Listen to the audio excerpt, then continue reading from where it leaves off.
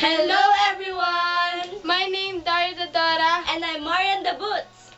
And we're here to talk about how to stop the drugs. Tama, paano nga ba natin may iwasan ng paggamit ng drugs? Una, umiwas sa mga taong pwede mag-iimpluwensya ng droga sa'yo. Pangalawa, kung may problema ka, huwag gumamit ng droga upang malutas ito. Pangatlo, maging aware sa iba't ibang klase ng droga upang hindi makagamit ang hindi nalalaman.